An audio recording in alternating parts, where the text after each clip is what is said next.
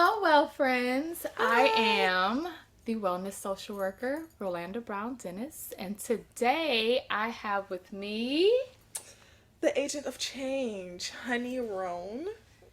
and so this podcast, we are doing Testimony Tuesday. This is in honor of our illustrious university, Florida Agricultural and Mechanical University. Yes. Die hard rattlers. Yes, yes.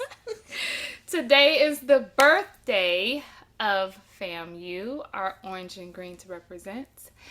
And this is the Wellness Social Worker Untangled, where our guest will give a testimony as to how they got into health, wellness, and all of the positive community action realm. So we'll start with Miss Honey. Tell us about yourself, ma'am. So, I am a graduate student studying social work at FAMU. I got my bachelor's in April of 2022 in social work. I did not start in social work, but I did like switch over the summer after sophomore year. Okay. So glad I made the switch. Okay. Yeah, I definitely don't regret it. I think I found where I was supposed to be. Yeah. So where did you start at first? I started with nursing. I was studying nursing for 7 years. I started in high school and then I went to college and I was studying it for until sophomore year. And then once I finished all my prereqs, I decided to switch my major and then had to like do an extra semester of prereqs. But I switched because I always loved helping people, but there was some stuff that wasn't really clicking for nursing, and I didn't feel comfortable dealing with like lives if I couldn't make those certain connections. But I knew that I can do something, so I had to really sit with myself that summer and figure out like where my strengths were. And then it came to me that social work was where I was going, because I think I was looking into psychology at 1st, and then I don't even know how I stumbled upon social work. It was the it just came out of nowhere. Come on. Yeah, I think I just was researching like therapy and like how to become a therapist and stuff. And when I did my research, that's when I found out there was social work was the way to go into like clinical sense. And I was like, yeah, that's what I wanted, because psychology seemed like more of research based and not like personal. And I really wanted to be able to like sit in front of somebody. Yeah. Like, hey, like tell me about your day. Like, how are you feeling? Stuff like that. Like, I always wanted to be able to have like more intimate like conversations about what's going on. So why do you call yourself the agent of change? I call myself the agent of change because it seems to me that there's a pattern of when I go to different places, things just kind of shift. Like, and it's not purposeful. Like, I'm not trying to bring drama, but at least, especially when I go somewhere that I'm really passionate about, the parts of that area that need work or need improvement so that it could flourish, it comes to light once I get there. Because I'm like always like kind of just poking at different pieces, and like I'm really curious. So it'll probably take like 2 weeks before I figure out like what needs to change, and then it just goes from there. I think the first time I saw it happen was at Knott's in Maine, which is a holistic wellness LLC I was working at. She was a new business, and I got there. I was her first employee. She was only able to hire me because I got a grant. She got a grant, and after that, now we have like 3 employees and like regulars, and people are coming all the time. And now we're going to start doing different teaching seminars and stuff. So it started with that. Like, that's how, that's how I figured out that maybe I have a little, powers of like, right, like little Marvel. So how would you say you identified that like social work was for you, and how did you determine what path you wanted to take in social work? I figured out that social work was the place for me to be because I genuinely always loved helping people. That's why I clung to nursing for so long, because I always realized that people around me, whether it be friends or family, they found comfort with me.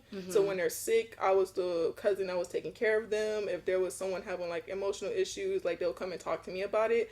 But I never saw it as like this power that I had. I just was like, oh, this is just something that I can do. But I wanted to pursue something that was fulfilling and that I knew like I had like a natural talent to it, because it's just like when you're trying to step into like this new world, a lot of times you second guess yourself, And I wanted to be able to know that where I was actually helping people to the best of my ability, and that I was just learning new things, but I wasn't questioning myself every time I walked through the door. Like, I knew I figured out that I belonged here. And when I was kind of sitting with myself that summer, trying to figure out where I could go if it wasn't nursing, which was hard for me to decide, because I thought I was going to be a nurse like my whole life. Yeah. I realized that my friends always came to me just to listen, and I always somehow gave good advice. So I kind of just went down that rabbit hole, and I found social work, and and it's not like it's a comfort zone, but it definitely is somewhere that I feel confident in myself, which helps me help people more, which is what makes me feel fulfilled. So, if anything, I'm just separating like my usefulness from like how I value myself as a person, and separate that like I'm useful as a social worker, but as me as a person, I'm just me. But I also know like I just have that high level of empathy. I'm never going to be able to change that about myself. Yeah. So, I'm just standing in like who I am and going forward with that. So why FAMU? FAMU, so if you ask my mom, but she's not entirely wrong. I just wanted to get away from home. I'm from Miami, and I always wanted to get out. And my mom told me that I could not leave the state of Florida if I didn't get a full scholarship. So I just chose the furthest school I could possibly go to. And I think I applied to here, FSU, and UCF. And I got to FAMU, which my mom was really happy about, because she's an alum of Florida Memorial. So she really wanted me to go to HBCU. So once I got accepted, I ended up getting a scholarship with FAMU. I was like, okay.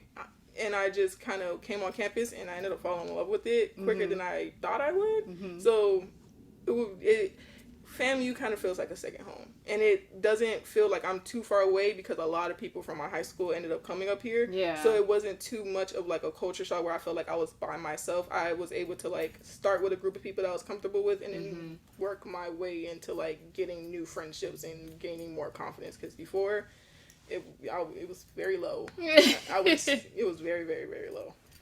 So do you feel that in your holistic path, do you feel that FAMU has contributed at all to that? Yes and no. Yes, because I joined organization Images Modeling Shoot. They helped me find like confidence with myself, and just like standing like in who I was, and not comparing myself to anybody else. But I've always been somewhat spiritual in a sense. Plus I was raised Christian Baptist, so there's always like that connection with spirit. What got me into holism actually is that I battle, well, I don't want to say battle, but because I'm coming to terms with the fact that I have it. But anxiety and depression was like a factor in my life for a long time. And I didn't realize that's what I was dealing with till high school. But even then I didn't have like the tools that I needed.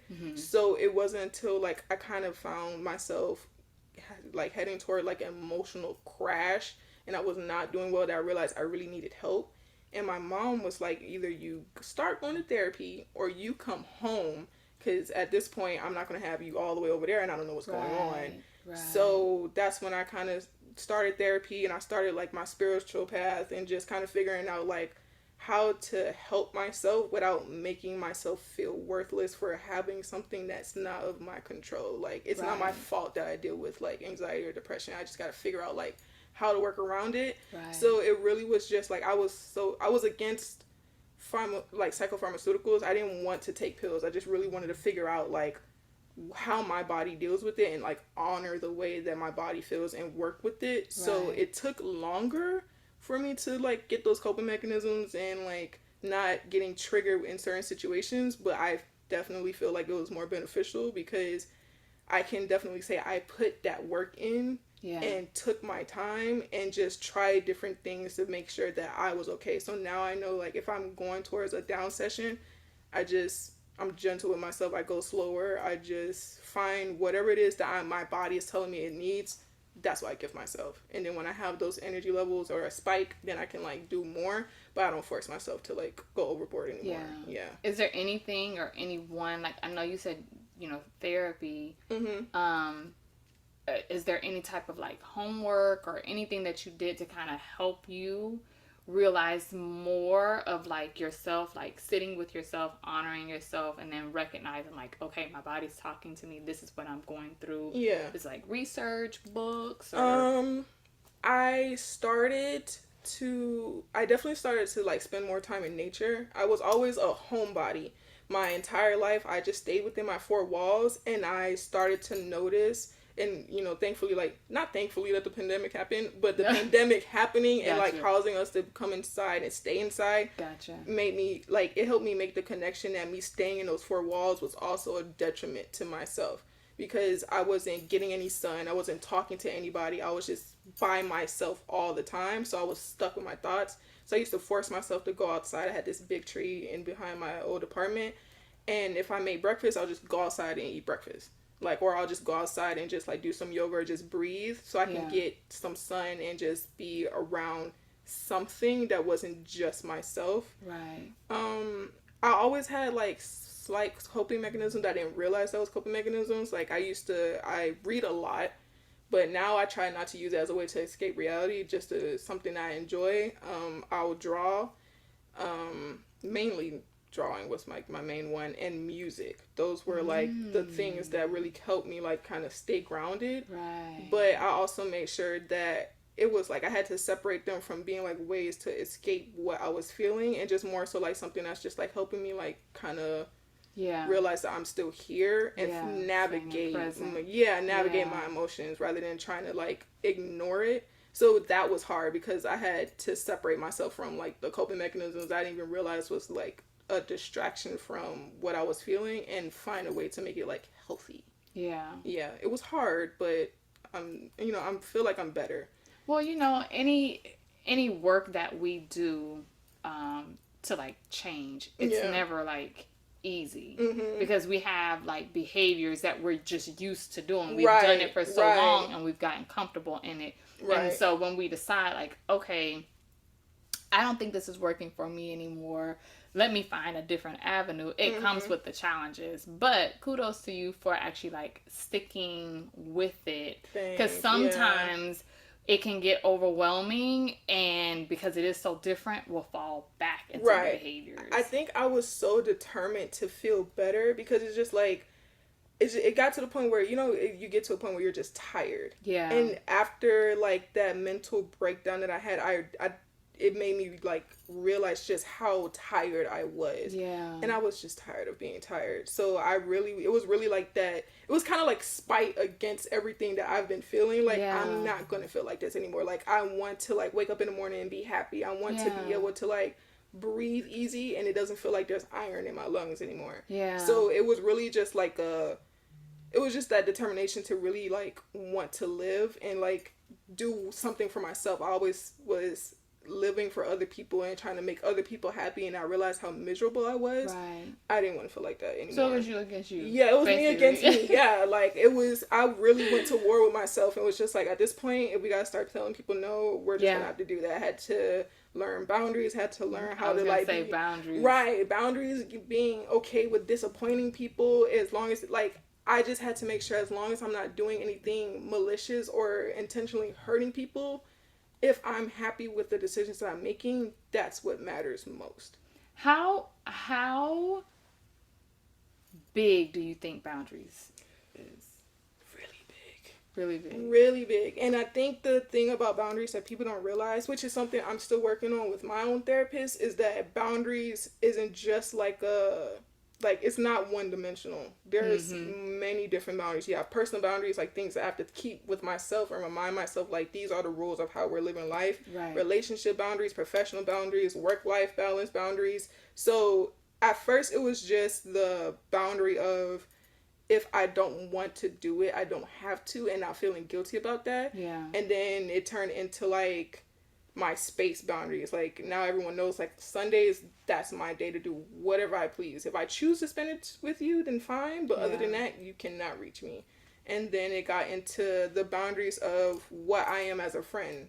Like, not only being defined as like the therapist friend, because it's just like sometimes I realized like I was making everyone else's issues mine, so then it was piling on top of the issues that I already had. Emotional real estate. Right. So it's just like when I started getting back into myself, like a lot of my friends would say like I just disappeared off the face of the earth for like a few months, probably up to like a year.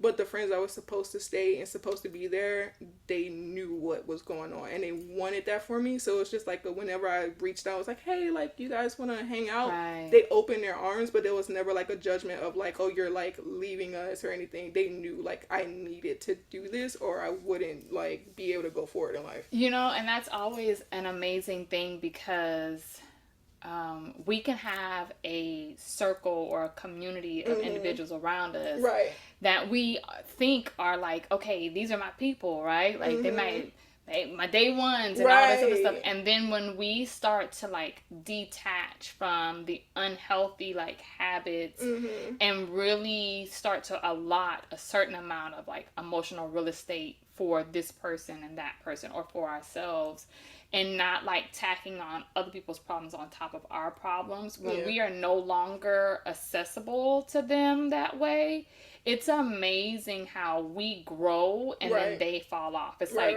we're letting go of what no longer serves us so that way we can become like our higher selves.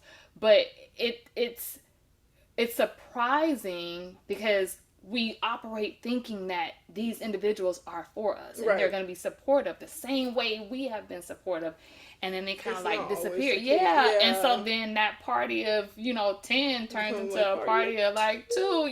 I have my 2 solids, and then it started growing, and I'm grateful for it because it's just like I didn't realize until I separated myself that I valued my worth as a friend to how useful I was to everybody else. But then I wasn't asking for the same like support from them. So it wasn't until like my best friends, love them, Prima and Heaven are like my love of my lives. They forced me to start asking for help. Like they were the ones who was just like, if you need help, ask us. Like, and it wasn't ever like I had to go overboard and like explain on my feelings. There are times where I'll call them, I'm just like, hey, I'm not really doing good. They'll just come over and lay in my bed with me for like hours, and that's all that we'll do. Like, we got to the point where we understood how we kind of communicate what we need until we can actually like verbalize it. Because sometimes if I'm overwhelmed, I can't talk. And I used to get so frustrated because I can't explain that I can't talk. I just can't do it. So I think they saw me like that one time, and it just kind of clicked that it's just like, I'm not just shutting down on you and just ignoring you. I'm overwhelmed and I don't know how to verbalize what I'm going through. So it took like a while for us to figure it out. But now they already know. They can just look at my face and they're just like, that's social batteries. Yes, let's take me home. Thank you very much. Thank you very much. So you got your tribe now. I do. And I love them. Yeah, it's great. It's honestly great. I can say that they are like my backbones, but it's in the sense where it's just like all of us are independent people and we're just kind of living with each other. So it never feels like a competition. I never feel like I have to pretend to be somebody else. Like they were the first 2 people in my life that I generally felt like everything that I am was accepted and loved, and I didn't have to hide anything. Like I think the first year and a half of our friendship, like every time we got together, we'll start laughing and stuff. And then towards the end, we're like crying for 2 hours because we're just like opening our hearts and souls to each other. And now it's just like, if we want to cry, we can. But now we are able to enjoy life because we know what life was like before we were able to enjoy it for each other. That spiritual connection. Exactly. Where it's like we don't even have to speak words, like you already know what's like going I on. can just walk up in their house and just fall. It's like they did that the other, I think it was like Christmas. They came to see me when I got down, and we ate, and then my mom and dad came home, and we were all in my bed just knocked out. And it was just like, okay. Like, we're not going to say anything about it. If you guys want to sleep, you guys can sleep. And they just slept over, and my dad was just like, whatever. Like, okay, have fun. So how would you say, as far as, because you touched on mental health already, what advice would you give to other students, whether it be bachelor or graduate students, in regards to like being aware of your mental health or your mental capacity, and then trying to like matriculate through your college education. Right. So as far as identifying it, I think the biggest thing is really like listening to your body, because your body's going to tell you when it's tired. And a lot of times, especially like in like minority culture, we feel like we can't stop, and if we stop, we're lazy. So it's like not feeling lazy and not feeling that guilt of not being able to do a lot this day or like the next week. That's okay. Like, because if you keep pushing yourself, you're gonna get to a point where you break and you're not gonna be able to do anything, period. So I think the main thing is really just like, if your body is just really tired that day, that's fine. If you can only do 3 things out of the 10, that's okay. Just being okay with where you're sitting at mentally. Like, you gotta really be gentle with yourself and be forgiving, and not define your skill and what you're capable as a human being to what you were told by your parents, by your friends, by anybody. Because if you're living for other people, you're never gonna actually be living, because you don't know what it is that brings you joy. You're just doing it to make somebody else smile. And then you're feeling useless when you do something for someone else and they're not smiling, and you're sitting there like, I just broke my back for you, and you're not even happy with what I did.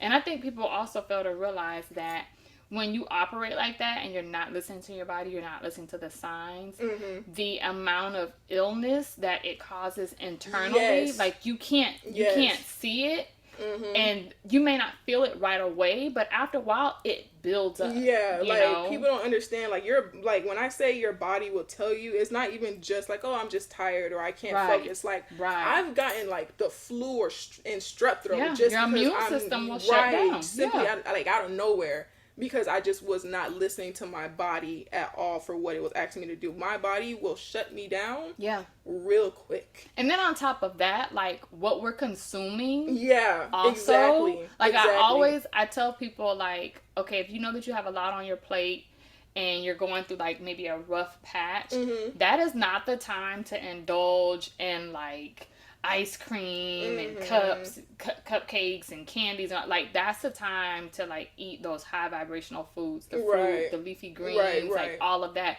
because that's what your body, that's how your body gets the energy. That's how your body like heals itself.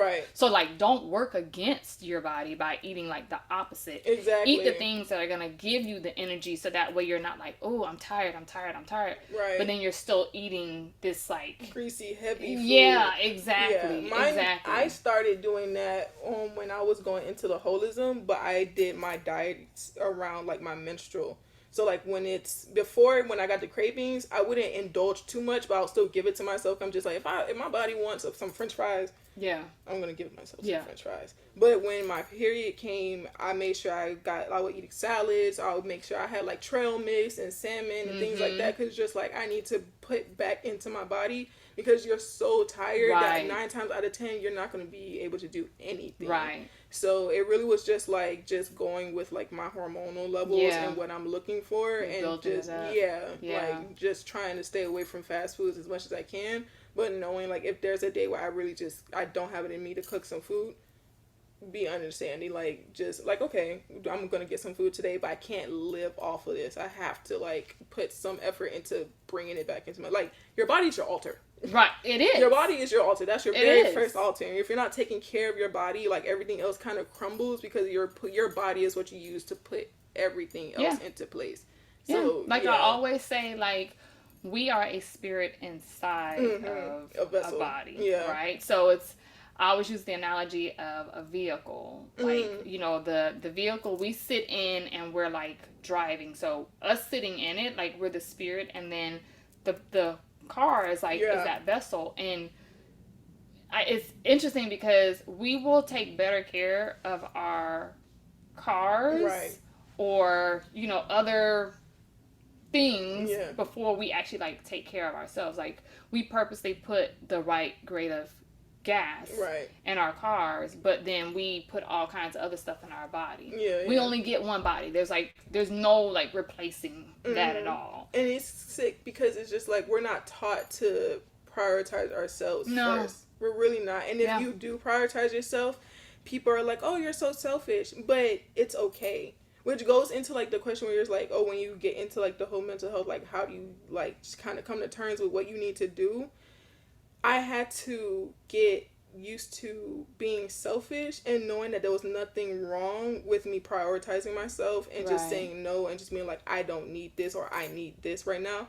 And there was a video that I saw the other day where a woman was saying that she does different seminars for like black kids and things like that, and like whatever advice they need. And a question that they often get is like, how do you like kind of live your life with and feel okay with like disappointing people? Like, how do you just do what you want to do and not feel guilty if it's something else that someone else doesn't want you to do or isn't envisioning for you? And she was just like, honestly, just get used to disappointing people. Yeah. And it's just like, people, when they think about disappointment and selfishness, there's such a negative connotation on it that you think it's a bad thing. But it's just like, my parents did not expect me to leave nursing. My dad was looking at me like, what are you doing? Like, the money is in the hospital. Like, social work? Like, do you know how many zeros you just lost, like, switching your major? But and I was just like, I stood 10 toes down on my decision. And now he's just like seeing the stuff that I'm doing. I'm talking to him about what I'm learning and how excited I am. And it's just like, at some point, you can't deny that when someone is genuinely happy with what they're doing, like, you can't be mad at that. Yeah. Because it's just like, there's a different light that comes out of that person. You actually can see them smile. They seem free. They seem brighter. You, like, imagine trying to deny someone, like, the freedom of just being happy just because you wanted them to do one particular thing. Well, and you can always add those zeros back. I can add. Because they for will whatever be reason, back. people think there's no money in social work. That's not true. Okay. That's not true at all. Like, it's definitely coins out there. Go get them. You can, like, there's so much that you can do with social work, and people just are like, oh, it's only therapy or DCF and things like that. And it's like, if I wanted to work in a White House, I can work in the White House. I can work with FBI. I can work with the CIA if I wanted to. I can own my own practice. I can own a hospital if I wanted to. Yeah, it's so versatile. You can do whatever you want, and I think the beauty of social work is that it allows you to actually kind of stick with your passion. Right. So, like, with holism, I can be a holistic social worker. If you love animals, you could be a veterinary, like, social worker. Yeah. If you love kids, you could be a pediatric social. There's nothing stopping you from staying within that aesthetic that brings you joy while making money. Right. Like, a lot of people feel like you just have to do these 9 to 5s just to, like, live check by check, and I don't want that for myself. Like, I don't want to just be living and hoping, like, oh, in 3 months I have a vacation, and that's when I'm finally going to be able to breathe. I'm going to be able to breathe today. Right now. And then I'm just going to be able to do a cartwheel later. Like, I feel like I was just so tired of just sitting and just being sad all the time and angry all the time. Well, you know, one thing that I've noticed is that everything is so far removed from nature. Yeah. You know, and we indulge in all these other things that are supposed to teach us and have entertainment, but there's so much that you can learn in nature. Yeah. Because let's be honest, energy is everywhere. Spirit is everywhere. The trees, the air, like the sun, you know, all of that. And when we tap into that, it just allows us to have like a more fulfilling, you know, life, as opposed to just being like, you know, blocked in. And then when you're a free spirit, that whole 9 to 5 thing, it's not working. It doesn't. It's not settling with you at all. And it's just like, it's okay. Now everybody's like, because the 9 to 5, like, let me tell you, my dad kills it. Okay, he be doing his little thing. I just don't see that for myself. I like waking up early in the morning and working all those hours, going home, barely seeing your wife and your kid. Yeah, you got that. Yeah. I don't want that for myself. Like, I'm so, like, connected and kind of just, like, I'm just holding on to, like, the peace that I feel right now, that I'm not letting that go for anything. Once you have it, yeah, like, it's such a great feeling. I don't want to let that go for anything, and it's just, like, I'm fine with that. I'm fine with losing people if I have to. I'm fine with being by myself if I have to. Right. Like, I know now, like, when I start getting dark, I need to just go outside. Yeah. I maybe call someone and just be like, hey, just letting you know I'm not where I need to be, but I'll let you know where I am. Like, it's just being willing to just do whatever you need to do to get where you need to get, and not feeling guilty if other people aren't happy with the way that you do it. Like, as long as you're not hurting people, like, that's the most important thing. Right. As long as you're not being a malicious person, that's all you need to know that you're doing the right thing. And if you feel comfortable where you at, you're probably not doing enough. Like, that healing is so uncomfortable. Oh, it's my God. So uncomfortable because you're looking at yourself and it's just like, I feel like a lot of people, when they think of healing, they're just more so thinking, oh, I went through these traumas and now I'm just getting over it. Yeah. But healing also requires you to take accountability of the part that you played. And you may not have played like a major part, but there's something that you did, like, even if it was allowing it when you, like, after you figured out what was going on was wrong, you still, and it's like, why didn't you find more value in yourself and know, like, that's not something that you deserve? Like, why did you allow it? Like, what was so important about just having a friend that you let them make you feel so bad about yourself, and you relied on their appreciation and affection to feel like a person? Like, that, you really have to look at yourself and just be like, where did it start? Right. Do we still want to be there? It's the root cause. Right. Or, like, who started it? Can you cut that person off? If not, what are the boundaries? And then what are your own toxic traits that are attracting these behaviors in, or maybe toxic traits that you've learned at some point and now you're like the offender to like the other people. You know what I mean? Like sitting down and being like realistic with yourself in that aspect. And like, who do you want to be? Not, and it's something that has happened to all of us from the time that we were born. There's this, pure innocence. But then we've had so many people tell us, like, well, you're this and you look like that and you don't know this and blah, blah, like, from parents to cousins, friends, other loved ones, to school teachers, and what the media says and what's on TV. It's like, do you really have a deep understanding of who you are and who you actually want to be? Exactly. Not like who you want to be compared to this person over here, or what you see over here on like TV, or like you were saying before, like disappointing people. Like, you're doing this, for them. Like, who are you? And it's a really big thing to do in the process of healing, is actually like sitting with yourself, sitting with yourself and realizing all of that, because we can't expect for other people to want us in their space and we haven't even sat with ourselves. Like, if I am ignoring who I am as a person, and I, put all this stuff back in the shadows, but then I'm looking for like a partner, or I'm looking for a friend, or what have you. It's like, well, why should they have to sit and deal with me and I can't even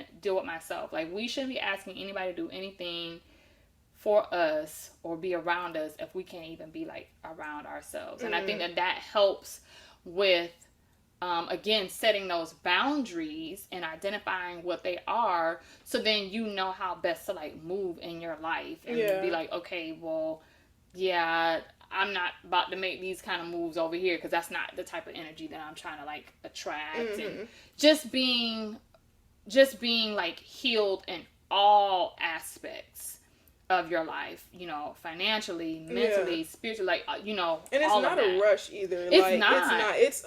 Healing is so not linear, and it's not like one of those, okay, like, whoop, I'm done healing. Like, it's an ongoing and you process. have to like identify like what's most important to you. Like, some people start with the financial aspect, other people may need like the physical health. I had to start with like the mental, spiritual aspect. Like, that was where I needed to start, so I can like just start walking up the steps. And a lot of people like think that the way that they're supposed to heal is the same as the next person heals, and it's not true. Because everybody has like that one thing that's like holding them up, and it's just like, you have to hold on to that. And make sure that it's a strong branch that you're holding on to, and it's not connected to anything like that's already withering away. But everyone kind of just, because we're always given like these expectations of who we're supposed to be, and like, when you're growing up, we're representatives of our parents and our upbringing and our household. It's just like, people always laugh at when people are just like, oh, tell me like a fun fact about yourself, where it's like the who am I little passages that you have to write in like middle school. Everyone jokes about like, oh, suddenly I know nothing about myself. But you genuinely don't, because this whole time everything that you did was for somebody else. Yeah. So you don't know what your favorite color is, or you don't know what your favorite hobby is, or your favorite movie is, because all the movies you watch are the movies that your mom or dad watch, or your sister watches and stuff like that. Right. The clothes that you're wearing are hand-me-downs from your older brother, so you don't know what your personal style is. Like, everything that's just yours isn't fully yours because you don't feel like you are fully yours yet. So it wasn't until I came to college and I looked around and I was just like, no one knows who I am. No one knows who my dad is. No one definitely knows who my mom is because I look just like her. I was able to just start making mistakes and not feeling like I had to hide them, or if I had to like bear my soul out and just like wait for like a reprimand of like making a mistake. Because just like at the end of the day, even when you get to college, when you're a freshman, you may be 17, 18, but you're still a baby. Like you just left high school. You don't know what you want to do with your life. And like, it's a completely different world. It's a completely different world. You're getting that first taste of adulthood with like training wheels of being able to make a couple mistakes. Some come with one training wheel on and one off. I mean... Like, I feel like I had like a plastic bubble and like a crane and like it's just like some wings so I could fly. I had to just burst everything and just like look at the world like, okay, this is loud. This is a lot. Everyone's got some things figured out, and I'm sitting here like, I don't know what y'all doing. I don't know. I'm just gonna look at what you're doing and figure out if I even want to go there. But I'm glad that I came up here because it gave me the separation that I needed to really figure out what I was and who I was. Yeah. And now my mom, every time I go home, she's like, every time you come home, you're a different person.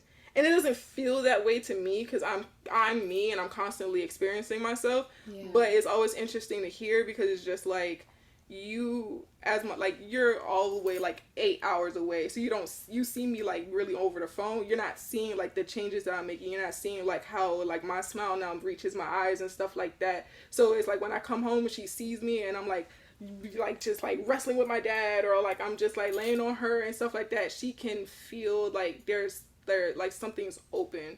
Yeah. So and it's a beautiful feeling when you realize that you're happy to be here. Like that was something I realized I think last summer. Like we just were traveling all around, and it's just I think I was in Dominican Republic ziplining, and it's just like that would like just kind of feeling the air on my face and just going fast. That like mid adventure I realized like I'm okay. Yeah. Like and that used to be like my main goal with therapy. Like every time a therapist's like, okay, what's your goal? I'm like, I just want to be happy. And they're just like, well, what does that look like? I don't know. I just don't want to feel like it. But I want it. I just don't want to feel like this anymore. And it's just like getting to the point where I was just like, oh, okay. And when it got to the point where it's like if I got depressed, I didn't get angry at myself about it. And I was just like, okay, I'm just not where I was, but that doesn't mean like I'm anything less than who I am. And like learning how to ask for help, or even if it was just something as simple as just telling my mom, hey, I'm not doing that good, I'll let you know where I am, but I can't give much right now. Right. That helped me realize that there are people in life that are going to be like affectionate and cognizant and understanding that you're not always going to be 1000%. Yeah. And I'm not always going to be sunshines and rainbows, because half the time that's a mask and that's a coping, because like the world don't need to know what I'm going through. Right. But the people that I know that are within my world, they know exactly what it is that I deal with. And if I go MIA, at least I've gotten to the point where I'm comfortable enough just saying I can't right now. I'll let you know when I can. And just seeing like the receptiveness of my friends and family is just like, oh, okay. Like, I can do this. Like, I may not have known that it was available to me before, but now it's like, it is. And I think it became something that I demanded, because just like, I know who I am and I know like the love that I give to other people. So it's just like, there's no way you're going to be in my life and I'm giving you all I got. Right. And when I can't anymore, you're looking at me like I'm crazy. Right. Right. I have to have some for myself, because if I don't, like, my biggest thing is I don't want to drop back to where I was before, because Lord knows how hard it is. It's going to be to like climb right back out of there. Yeah. So I let myself fall a little bit if I need to, but I kind of give myself like a timeline. Like my mom has like a time, like I cannot go 3 days without answering her phone call. I have 72 hours. I tried it with her once, and she texted me, and she was just like, "Listen, I know you need your space, and I know you're but not we're really not good, gonna but do we're this. not going to do. It's not answering my calls. You have 3 days. This is the 2.5 day. You got by the end of the day to let me know that you're alive, that you're breathing. You may not be well, but just let me know that you're like, walking. Send a smoke signal, right, something." Because she was like, one more missed call, and you're gonna get a knock on your door, and we don't want that. So. And I just text her, and I'm just like, "Hey, Mom, I'm okay. Like, it's just not working." And I'm more open with my mental health. Like, I let her know, like, I can't. I'm overstimulated, or I'm just feeling anxious. I'm even, like, a little bit more open with my dad, because it's just, like, to me, I feel like the biggest issue is that within, like, minority households, especially, like, with Black households, we don't talk about mental health. And we make it seem like it's this thing that only crazy people deal with. Like, oh, like, you don't need to go to therapy. What do you need to go to therapy for? And it's just like, everyone needs it. Sometimes people just need to release something. So even just having minor conversations around my dad about, like, mental health or, like, therapy and stuff like that, it's kind of getting him to understand a little bit more, like, what it is I'm trying to do. And he's, like, witnessing the way that I interact with other people. And I'm, like, I love that I'm able to teach him without teaching him, because there's still like a pride thing, like with generations, like me being a younger and me saying I'm gonna teach you. Right. Who are you talking to? Right. That's the cultural competency. Right. I'm just saying. Right. Like, who are you talking to? And it's just like, you, sir. Like, I'm just trying to. Come here, let me learn you. Right. Let me. Just kind of finesse this a little bit. So I think it was just more so allowing people to experience me. Yeah. That made it easier, because it's just like I realized how much my parents didn't know who I was. So it's just like I'll just go home and I'll be like, yeah, I'm finna get into this, or I'm gonna do this. Like, my mom sees me go outside still. Like, I'll go sit on the patio and I'll eat breakfast outside. She's not joining me, because she's not that type of girl. She's not finna sit in the sun. But I am. And she's just like, you're a little hippie. It's okay. And then I'll go back inside and maybe I'll start watching TV with her. But it's just like, I think at some point, because I was just so adamant on being at peace, and I told them, I'm like, I'm not going to be miserable anymore. I can't do this anymore. And I was stood on it. I think when they saw how serious I was and how much I was willing to, like, let go of everyone and everything, that they were just like, at some point you have to evaluate what's more important to you. Yeah. Do you want me to, like, do everything by you and not care about how it's making me feel? Or do you just want me to smile? Yeah. And they chose smile. And now it's just like, okay, like, we're good. Like, that's good. Yeah. That's huge growth. Holding space for yourself before holding space for anybody else. Yeah.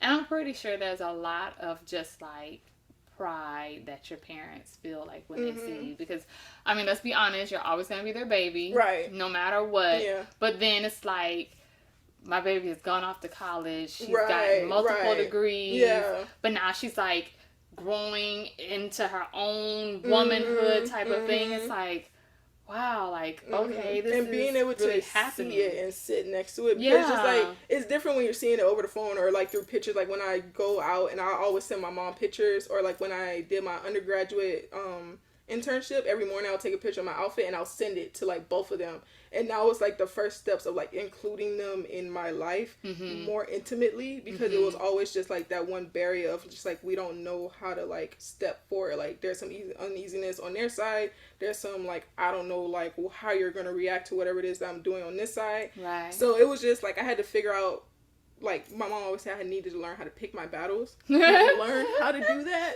But it's also like, I think it's like the knowledge that I'm willing to go to battle. Yeah. But I don't want to. Like, I don't want to always have to fight. And my parents were like, we don't always want to fight. Like, we all know who we are. We're exactly the same. So we're just going to be fighting against ourselves through each other.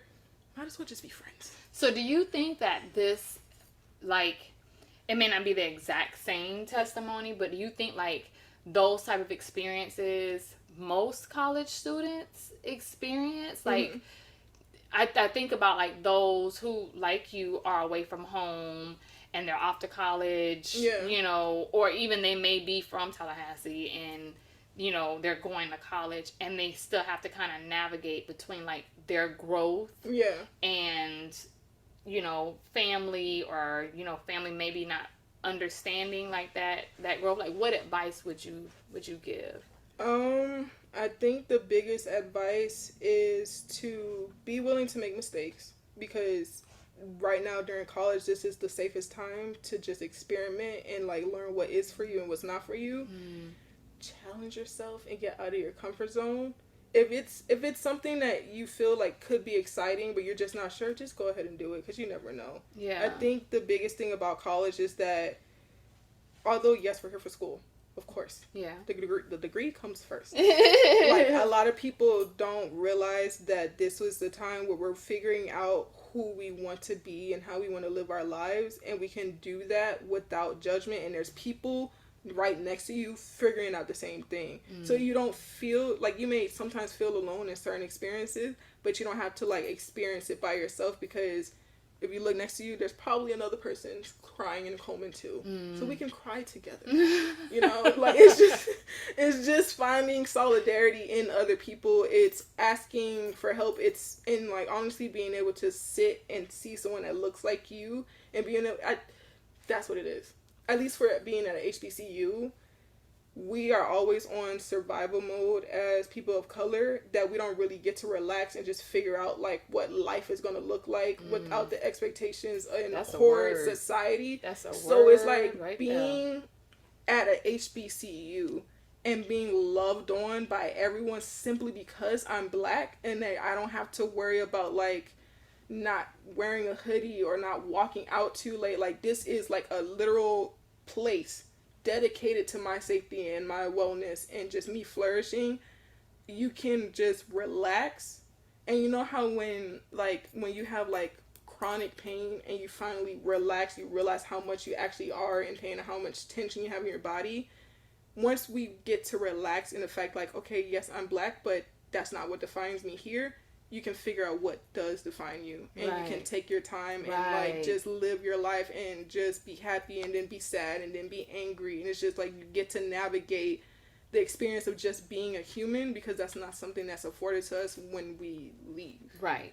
And I mean, you all teach us like how to like act accordingly when we leave, but it's just like there's something about relaxing that helps us get like some kind of mental fortitude to where it's just like, once I leave you like FAMU, at the end of the day, yes, I'm black, but that's not what defines me. My skills is what defines me. And being able to drop one label and pick up another, I'm not picking that label back up because of how restricting it was. When you set yourself free, you're not letting anything or anybody put you back in that box. You don't want a box. So it's maybe harder to find where you're supposed to be, but once you find it, it's fulfilling, because it's just like you're not willing to just go anywhere just because. Like, you want to make sure that you're being poured back into just as much as you're pouring in. And I think that's the most important part about just being like a person and mental health and just wellness and stuff like that. People just don't realize how much labels have, like, people use labels as a way to define themselves, but there's still so many expectations in them that you're still somehow putting yourself in a box. And it's just like, at some point you gotta just be like, no. Yeah. Like, just no. Yeah. I feel you. Yeah. I feel you. Like, it's just no. No, I'm good. I'm good. You keep that. I'm so good. I'm gonna go on past. I'm gonna bow out of that. Right. It's I think it's just a pleasure to like be able to live and knowing that you want to do that, because not a lot of people are blessed enough to get to a point in life where they're just like, yeah, I want to be here and I want to live and I want to figure out what the future holds. Like, I used to just dread the next day because I'm just like, I don't know what's going to happen. I don't know who someone is, like, who's going to come up to me and say something. I don't know who's going to respond to, like, my outfit and things like that. And I'm just like, now I'm just like, yeah. Well, you're validating yourself. Yeah, it's like, who cares? Right. Who cares? Right. Because it's just like, everyone's weird. Everyone is their special kind of weird. And it's just, I think, like, once we start trying to be like what social media shows us, or what our parents want us to be, or the next person or is what asking people for define us, as normal, right? Like, you're just not as happy as you could be. And even if you feel happy, good for you. But there's just another level. There's always another level to what you're experiencing. There's always more that you can give yourself. And I think a lot of people just don't realize that you can access whatever it is that you want, as long as, like, you want it. Like, whether you're working. Well, and that ties into the whole mental capacity, like the positive thoughts, like you said with the labels, you know, the intention behind our words and what we constantly speak out into the universe over ourselves, or what we allow others to speak over us, it keeps us, you know, in that box. But when we are intentional about, like, even as simple as how we're feeling, you know, when we wake up in the morning or in that moment or what have you, it allows for more positive, more sunshine, more good thinking. Because a lot of times, like, the way that we think, we create stories in our mind that may not even be real. And then it's becoming real because we're putting that energy, like, out there. And so, like you said, like, you stop caring about what everyone was thinking, or if they, you know, had a judgment about, like, what you were wearing or what have you. Like, they weren't a factor. Like, you blocked all of that negative energy because you validated yourself and you spoke positive into your own life. So you jumped off of that hamster wheel of, like, that path of, like, oh my gosh, I'm so concerned about this and blah, blah, blah, blah, blah, blah, blah. And I think that that's also a really big thing that we all have to, like, be mindful of and catch ourselves, because we're conditioned for so long to continue to do those things, to continue to have those labels, even the smallest labels. Even if we think about, like, our ancestors, and I know you and I spoke about this the other day, about how important it was for our ancestors to not show praise for how intelligent their child was, and things like that, because, you know, lack of, you know, rights and everything else that happened within, like, you know, the Black community. You're showing your child that you love them and that you put value into them, but then you're inadvertently putting value into them in their eyes. So now they want your kid because, oh, they're so smart, okay, they can come do this for me. Oh, they're so strong, they can come do this for me. And it's just like, we, out of, like we wanted to protect each other, so we're just like, no, they're, like, aggravating, or no, like, you want them so bad, you can take them. But it's just like, we don't have to do that anymore. Like, we can show pride in who we are, we can show pride in our kids. And I feel like that's just a way to honor, like, the sacrifice that our ancestors made, because, like, there's no way that they found pleasure or joy in having to demean their own children. But that was the only way that they could protect them. Like, so now it's just like, we have the pleasure of just being like, you're beautiful. And, like, you're amazing. So intelligent. Right. Like, I remember, I can't remember exactly what it was I was listening to, but I was listening to, was it Dr. Umar? I don't think it was Dr. Umar. It was somebody I was listening to while I was on Instagram, and it was a reel that came up. And they were talking about, like, how the ancestors had to purposely speak negative about the children's ability just so that way the master wouldn't want to sell them. Right.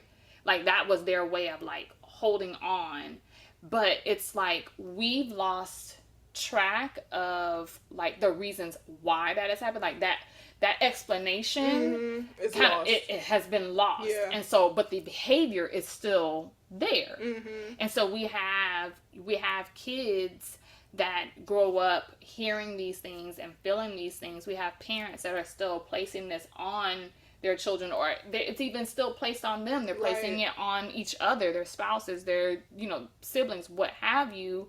And then we're expected to go into school and still, like, do great. Right? Like, we've always had this potential, but for so long we've been told, we've been heard, oh, you're not this, you're not that, you're blah blah blah blah blah.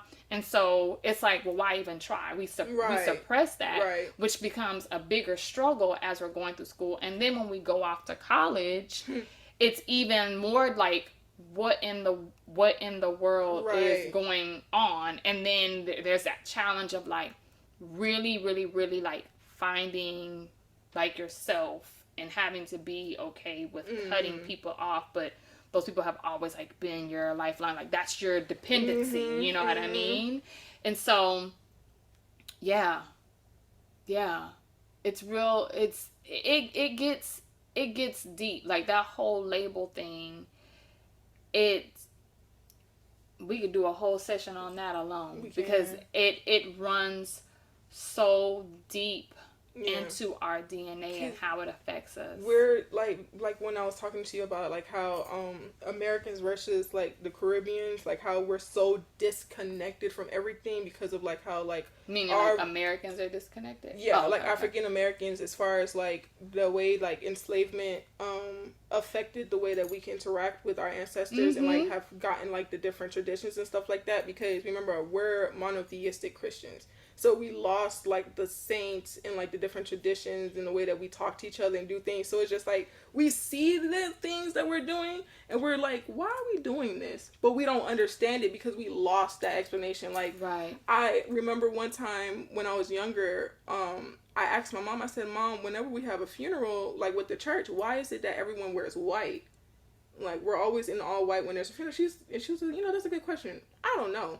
But Baptist, we're wearing white. We have like, we're getting waded in the water, you know, and sorry, we're getting cleansed in the water and stuff like that with baptisms. And it wasn't until I got into like my spirituality and I started looking into like Yoruba and like African traditional religion that I realized like that's because white for us was like a connection to Oludumare, which is like God for Yoruba and stuff like that. And it's just like, we are still doing this. We're still going to the water to wash ourselves. We're still like going barefoot. We're still catching the Holy Ghost. We just don't know that this is the same thing that they were doing, but they had to hide it. Our hymns are the same hymns that they had to sing to survive. Now we're doing it as a way of praise and worship, but we don't even understand like when we're getting those shakes, that's because they're coming back through us to celebrate as well, because we're not just here because this is the only reprieve we have from like the damages and the pain and the hurt.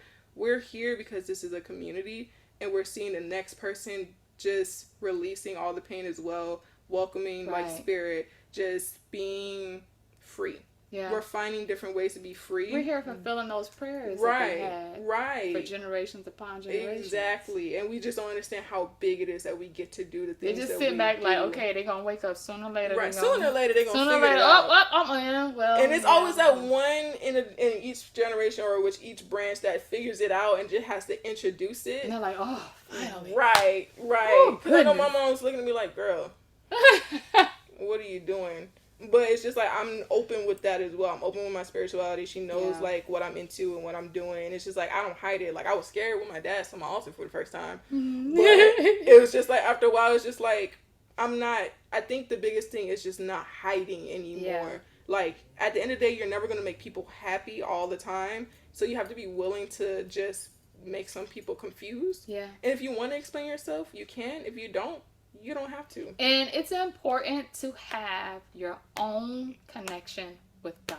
Yeah, absolutely. Because the covenant that you and God have is for you and Him. Mm-hmm. You can't be for God the way that everybody else wants you to be. Like, you have to allow the experience that you have with Him to be that between you and Him. Like, you have that understanding. You know what He wants for you, what He's telling you. That's a whole nother session. That goes into the labels as well. Like, we have such an expectations of how to be a Christian. It's just like, half of y'all not even doing what y'all say y'all supposed to be doing anyway. So why are you looking at me crazy? Because I'm, like, at the end of the day, we're still like, it's like, yes, we got into Christianity because we needed that spiritual connection to like just be ourselves and like just be grounded. But the way that it was used to demonize us as people and to judge other people, we've attached to just a religion so much just so that we can just have like some sort of peace, that we've also caught on to the way that it was used to make other people feel bad about themselves. And I feel like we really need to let go of that, because we as a people have never been those kind of people where we made other people feel like they could not be themselves. Yeah, it was always community. It was always community. Always. Like, you can be whoever you want, however you want. You can call yourself whatever you want, because at the end of the day, you love me, I love you. Right. I trust you, you trust me. Right. If I'm going low on sugar, I can go over there. If you need a meal, I'm going to make you a meal. And we don't see that anymore. You may, like, some communities may have like that one candy lady or whatever, like that one random auntie that everybody knows, but it's just like the way that my parents know all the neighbors around my house. You don't see that anymore, especially with my generation. My mom asks me all the time, like, hey, did you ever meet your neighbors? No. Right. I don't know who they are. I don't know who's living next to me. And I'm okay with that. And I'm okay with that. Yeah, I don't know who these people are. But it's just like, imagine like the greatness of being able to walk outside, look to your left, and see somebody that looks like you. Or even if they don't, but you know, I see you, you see me, I know you're good, you know I'm good. Right. This just like the essence of being a village and truly like just supporting each other, we need to get that back. Now, I will say that we definitely have that in the Rattler community. Absolute. Oh my God. No matter where we go. It's crazy. When we were in Miami, we went, of course, for the classic. And we were in the mall, the Aventura Mall. Mm-hmm. Oh yeah. And we all had on like our FAMU shirts and everything. And this lady out of nowhere, okay, Rattler. Right. And immediately, okay, sis. Yeah. Exactly. But it's like, I don't even know you, but I don't have to. Right. The fact that you are a Rattler and I'm a Rattler. And there's like so much conversation that could just come from the fact that you're wearing the simple colors. And it's just like, there's just that small nod of like, I know you. Yeah, I know where you come from. Okay. Like, I knew what you went through. You know what I went through. I got you if you need me. And I will say that among all the other perks of being at FAMU, the number one public HBCU, I'm just saying. How is this something? Just in case y'all need to know that. But that is definitely one of the largest benefits, is that you are never alone. It's like being in your own like sorority, fraternity, like the university as a whole, right? It's like you're never alone. I don't care where you go. You can make a friend anywhere. Absolutely anywhere. You can go to the alumni group and be like, hey, I'm in Alaska and are there any Rattlers? And somebody's going to be like, oh yeah. Like the Facebook group it's like a Rattler alumni Facebook group, and it's all the time, it's like, oh, I have, like my niece is going to this state. Is there any Rattlers there that know any job opportunities? There's just like 100 different replies. Of them. Like, like I live here, like they should go here. And it's just like, you could get a breath of fresh air wherever you go. Like I saw 2 FAMU students that were undergrad when I was in Washington, like this weekend. Oh really? Right. And I saw them, I was like, hey Rattlers, and it was just like, oh hi. And we just took pictures again. They were asking me different questions, and I'm just like, yeah, like I go to, like I'm a graduate student, but have fun. Like I'm so glad to have been able to see y'all. And it's just like, it's always just that little sense of pride and like where you came from that I feel like a lot of people need. Like no hate to PWIs. Like hate. At the end of the day, a degree is a degree. Yeah. Please, PSA, a degree is a degree. Yeah, however, there's just something that it just comes into you, that's poured into you when you're surrounded by people that look like you, because you don't have to put on. Well, there's safety. It's like the what was it, the little green book, the green book with the map and stuff like that. Yeah, where you know where the colored could like get gas and that's and it's just like, now it's like, here it's just like I can go everywhere. Like it's just like, I'm not saying like it's not safe to just be out late at night, but the way that freshman year I was leaving the library 4 a.m. because I was studying, I would not have been doing that at FSU. I would have I would have been home before the street lights came on. Because it's just like, you just know, like you turn around, there's 10 people, probably 2 of them look like you. So it's just like, I knew, at least here at FAMU, there's just a sense of safety that you don't get out in the world, and Yeah. we deserve to feel that, because once we leave, we're back. Yeah. We're back to how everybody else sees us. We're back to But you got with tools now. Yeah, we got those tools, and we have that sense of like, not carelessness of like we just don't care, but yeah, we don't really care anymore. Yeah, like, I mean, when you leave our illustrious university, yes, you know, like you're a whole new person. You're a whole new. You can deal with anything. And it's just like, and it's not even like in a way to be cocky. Like, I mean, we can be cocky because once again, number one, HBCU, and cocky. You know, number one. So we have something to brag about. I'm so mad we can't say that no more. But anyways, but it's just like we can have a pep in our step. We can just have a little bit of swagger in our walk, because it's just like, well, we put in the work. We put in the work, and no one can like say, because when someone asks me, oh, where did you go to school, and I say FAMU, what are you going to say about my HB? You can't say nothing, because you know that I'm a quality person. Yeah. You know that I came out here with tools, and you know that I can put that work in. You can't say nothing about it. Amen. So before we go, yes, is there any last words that you would like to give viewers? Just find peace, find happiness, and don't be afraid of just going after what you want, and don't be afraid of change, because a lot of people don't realize that from last year, maybe even last month, I'm not the same person, and it's just like, you just have to find comfort in trying out different like skins and different sleeves of like personality to figure out who it is that you are, because when you find happiness and you're settled and you're content with who you are, what you can bring out into the world is life-changing. Like, someone can just sit next to you and like they just feel lighter because you're not heavy. Yeah. Like, your energy as a person can do so many great things without you even having to open your mouth to say hi to someone. Yeah. So it's just like, I think that's the biggest thing that I can say. Is just like, everyone's always trying to figure out like, oh, like how can we get world peace and like find happiness? We can get that by just being happy with ourselves first. Yeah. Like, definitely start just be happy with yourself first, and you're gonna see the way the world changes to keep you happy. Well, on that note, well, friends, I appreciate you holding space for us today, and until next time, bye.